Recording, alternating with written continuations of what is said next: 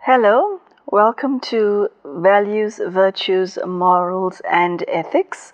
My name is Mangela Pillay and I am here today in the studio with Sister Denise, who has been practicing Rajyoga Meditation with the Brahma Kumaris for over 40 years. The purpose of this show is to explore a wide variety of subjects surrounding what Sister Denise calls conventional morality, and our purpose is to debunk a lot of myths that people have about the subjects, to explore things that most of us ordinarily do not think about, and to look at particular aspects of human conduct, like why we do the things that we do, why we speak the way we do, and more specifically, how our internal functioning works. Sister Denise has a special interest in the human conscience. So I'm very excited about today's show, and I'd hope that you join me for this half an hour to listen to the words of an extremely wise person. Sister Denise, thank you very much for joining us in the studio today, and a very, very warm welcome. Thank you very much. The topic that's of interest to us today is that of morality and violence.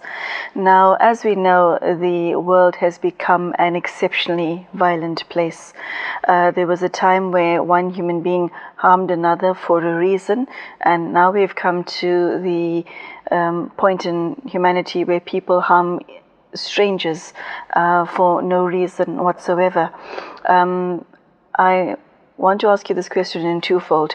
What is the reason for human violence? Well, that's a very, very deep question, because within the human being, when a person experiences hurt on any level, then they react to that by violence. So that's one of the reasons. But another reason is institutionalized violence, and that's different because that is based in attitudes. And there was an experiment done, I can't remember the name of the experimenter, but it was a very famous experiment in which the people in the experiment were told to apply electric shock to someone, and the person who was telling them to go on increasing and increasing, and even when the person was really in a lot of pain, because of the orders of the person telling them to increase the amount of pain they were administering, they didn't care about what was happening to the person. They just were following orders to a point where the person could have been killed. And that experiment showed something about the human mind, which was very disturbing, because people felt that that couldn't happen. But the experiment showed it happens very easily, and you can get people to follow orders to commit violence on someone, and they follow it just like that. Mm-hmm. Is any human being on the planet born violent? Are people genetically predisposed towards violence? Is it learnt behavior? Violence is like an emotion, a desire to cause harm, and you can be born with that, because if you look at the idea of the law of karma, which includes the idea that you take birth having lived before, and if in a previous birth you were a very violent person, or you were violated very badly, then you could come into your next birth with that as a predisposition, definitely. Okay. And if somebody is extremely violent, or maybe not even such an extreme scenario, if somebody is has a mild level of violence, physical violence, or an extreme level of violence, can they be cured? It's a disease. I see it as a disease in humanity. Can it be cured? I think you would have to approach it similarly to the way that addiction recovery is approached, because violence becomes a something that enables a person to manage their feelings. When a person's feelings are hurt, disturbed, and so on, they can manage it very easily with violence, because violence is a kind of a passion which overcomes a person, so that feelings of hurt and being degraded and diminished can be set aside or overcome by the person just going into violence, and even sometimes a frenzy of violence will be a reaction to hurt feelings. So if you want to cure it, then you have to do original pain work, which is very long-term, requires extremely good therapist, and it requires bringing together all the people involved in the original traumatic event, which may or may not be possible. But I think that theoretically it is possible, but it's such a big piece of work that the person who is violent has to really want to not be violent anymore, and they have to have a very powerful support system. And I don't know if there is the political or social will to put in that much energy in a person, and there are so many people who are suffering from this that I think it may be quite difficult to actually make it go away. We see the world has become such a place where people who are ostensibly moral or who are in positions of authority, moral authority, are indeed extremely violent, or the instrumental in perpetuating violence. Even though their hands are clean, they order others to do their dirty work for them. What is that about, and why is it that it's such a common pattern across the globe? Number of reasons. I think one of the reasons is a person who wants something will try to get it, even if it involves committing violence, because their desire for that thing, or their desire to get power or to hold on to power, overrides any kind of feelings of humanity, and it also overrides any feelings as to whether it is all right to go for these desires, especially the desire for political power. Sister Denise, what I notice to be a very common phenomena is a person who finds himself in a situation where they're calmly going about their life, and then violence is inflicted upon them. In other words, they're a victim. And in order for them to redress the situation, they themselves resort to violence of the perpetrator, or somebody in the vicinity of the perpetrator. And I see this on an individual level. We also see this on a political and global level, where countries that are not ordinarily the initiators of war would then go and inflict harm on another country in a retaliatory manner. Is retaliatory violence justified? You know, there are requirements of a country to defend itself. And in a circumstance where a country is invaded by another country, then they have to defend themselves. When a person is attacked by someone, then they have to defend themselves. And so the action that you need to take in order to defend yourself. I think in law this is a lot considered. You may know better than me about that, but actions done in self-defense are definitely justifiable.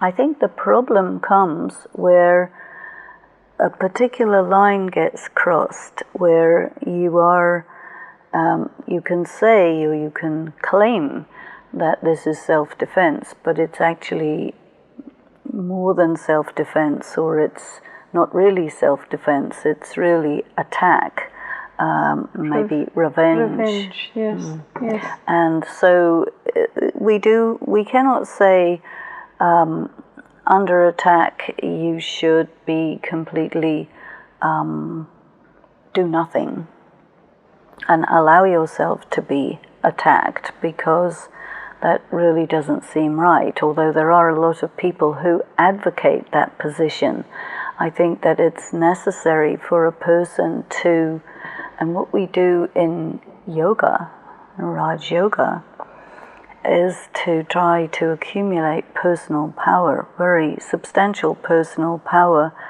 which in a way kind of resembles the martial arts, where someone who is aggressing you, you will stand up for yourself, you will stand up to them, and if you have adequate spiritual power, you can actually neutralize their ability to inflict violence on you or anyone else. That is a possibility. Say more about that? Well, you have to be very highly developed yogi to do that, but it is possible.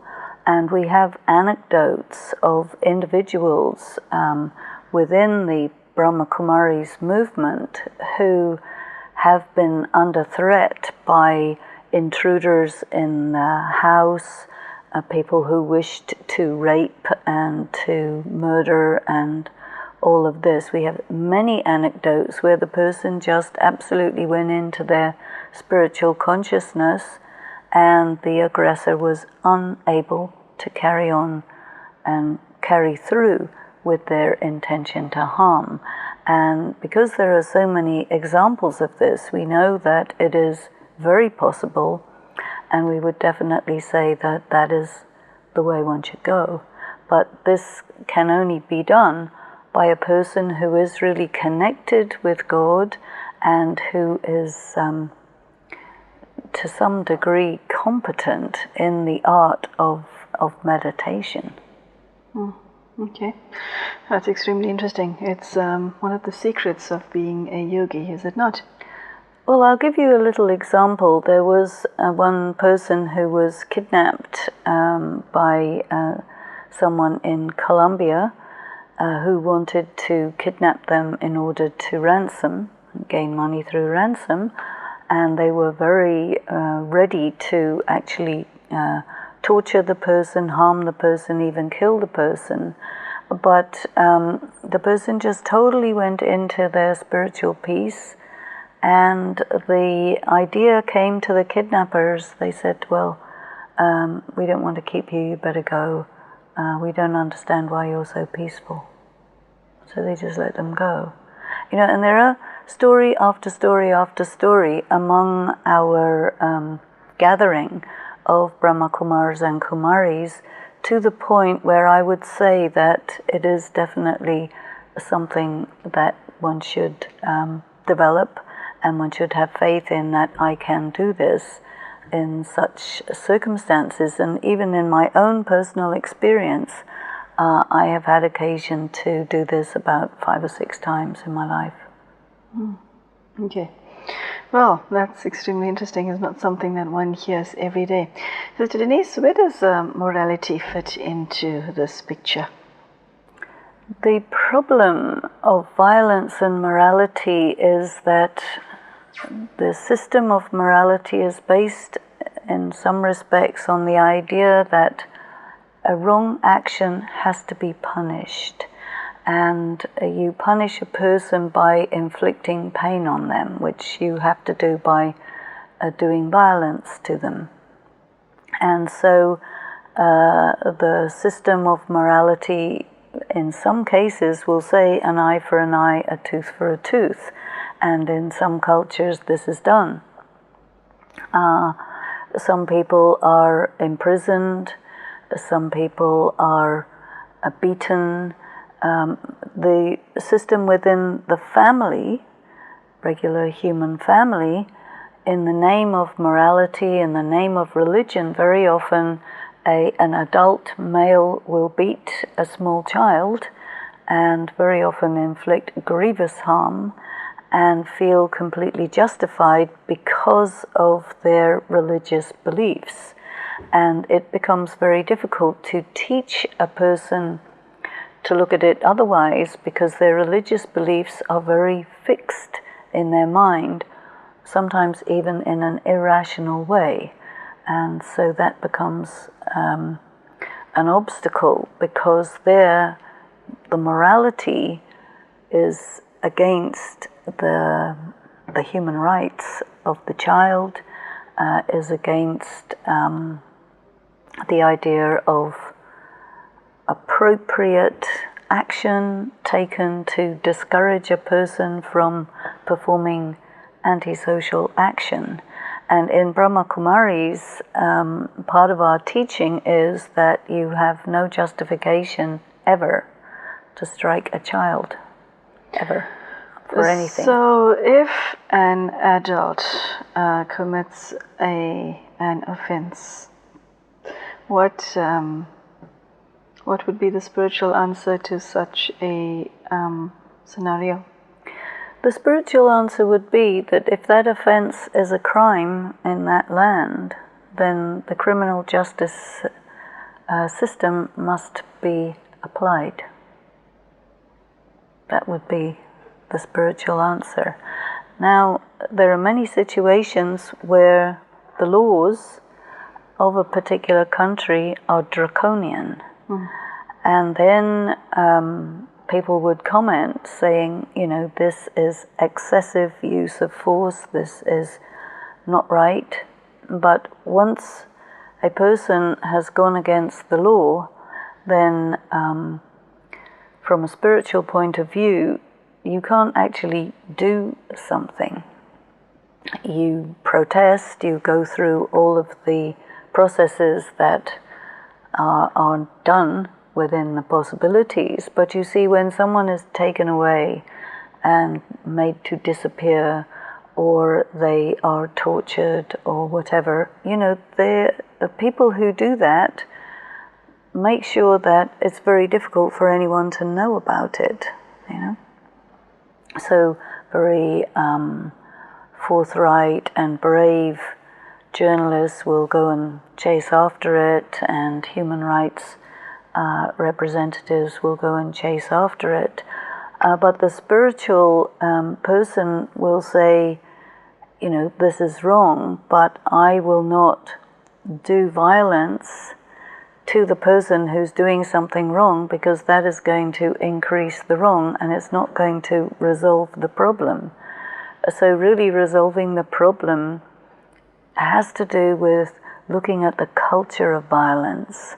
And I think the usefulness of this kind of television program is that we're really addressing the subject, and we want people to really think about the rationale of using violence for the purpose of making something right. And basically what we see is that you can never make something right by using force or by using violence. But the conventional morality says, well, we don't have any choice, we have to, I mean, there's a debate about whether you should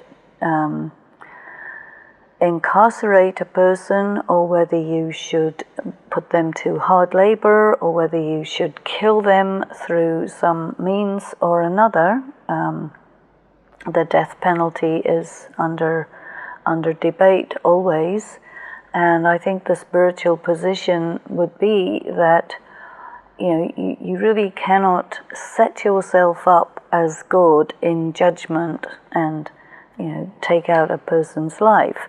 You should definitely restrain them and restrict them. So imprisonment is a valid answer to the problem, but there needs to be, as far as possible, rehabilitation, because one of the things that the research I have seen has shown is that most of the people who perform extremely violent actions were severely abused as children, severely. Most of them are having mental illness, and when they are restrained and stopped from having access to the society in general, what happens? They are abused within the prison system, and so things get worse and worse and worse until they commit suicide or some other thing happens to them. So the problem is not really being addressed effectively, and I think the problem is so large and the amount of violence has reached such an extreme that the only way that it can go away is, as I mentioned in another program, once the extreme point is reached, the whole thing stops. Okay, thus far, as far as violence is concerned, we spoke about the aggressor. Now, in each violent scenario, there's an aggressor and there's a victim. What is it in human nature that causes somebody who's in the position of a victim to continue being a victim and not empowering him or herself or removing themselves from the situation, etc.? What is that, even though the situation has become absolutely unbearable? Well, there are many people who are trained from early childhood to be victims, and they play out that role, and they will provoke someone to victimize them. They will have extremely low self-esteem. They will be emotionally extremely dependent on the aggressor, and in some cases even they do not feel that they're alive unless they're being beaten up. It is that extreme. This especially, you find this in the case of domestic violence.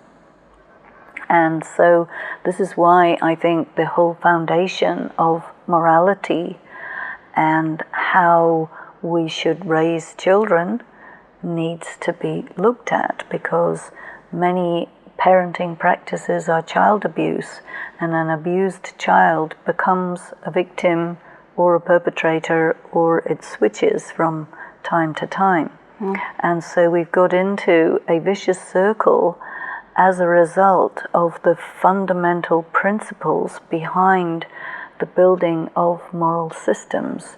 And because it has escalated to this point, to the point where you can see that there's something wrong with your fundamental principles, we have to really look at that again. Okay. Sister Denise, there's somebody watching the show right now who has the need to hear what you are saying. It's medicine to their soul. They're in a position of being a victim. It could be a child, it could be male or female, it could be anywhere on the globe. But they do not know how to escape being a victim. What is your message to such a person?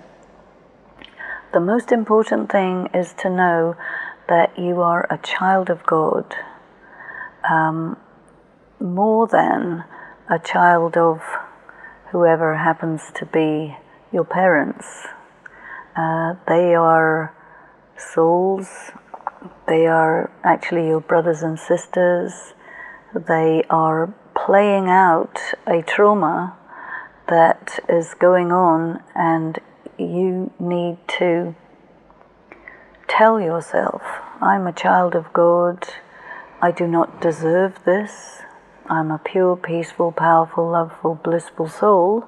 I call on God to be with me, and I will visualize myself in a very perfect and beautiful situation, and I will gather together my sense of self and my will, and I will come out of this as soon as I have enough, age and strength and wherewithal to do that. Because a child cannot just leave so easily.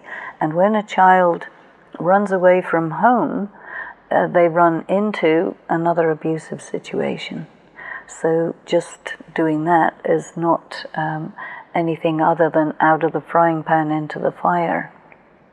I see. But people, the adult population in many communities, think of children as objects to be used. And then all of a sudden when you're 18, you suddenly become a human being, you know. So the attitude towards children in many communities is really not right. And a lot of the time it is the parent will say, well, my father did this to me and it was good enough for me, it's good enough for you. That statement has to be challenged because it is not valid. You see, these things are passed on from generation to generation to generation, and they originate at a time when the moral systems were formulated, where it was thought that, you know, an eye for an eye, a tooth for a tooth. God wishes these people to be punished because of their crimes, and since God is busy somewhere else, I will do it for him, you know. This is the thinking. And this is supported and sustained in a lot of the religious environments where people are very moralistic, you see. As you speak, the word fear pops into my mind. How is fear connected to violence and morality? Well, you control people by making them afraid, and the thing people are really afraid of is being hurt, physically hurt, you know. I mean, I did find out that it's possible to become immune to torture. And I found that out in South Africa, where you live. But it's a very, very rare person who has got enough guts and enough strength and enough detachment to actually go through the process of becoming independent of that terrorizing that is done to people to control them through fear. I mean, if you look at history, we go back through the Spanish Inquisition, the World War II, World War I. Anytime there's a war, morality is totally suspended, and whoever is defined as the enemy, they can be treated worse than you would treat anything, you know. And so somehow this situation of war allows people, and I find a lot of these problems go back to war. War allows people to say, okay, there are no more rules, I can do whatever I want. If you look at the book Lord of the Flies, it shows that you get a bunch of young boys on an island and they can do what they want.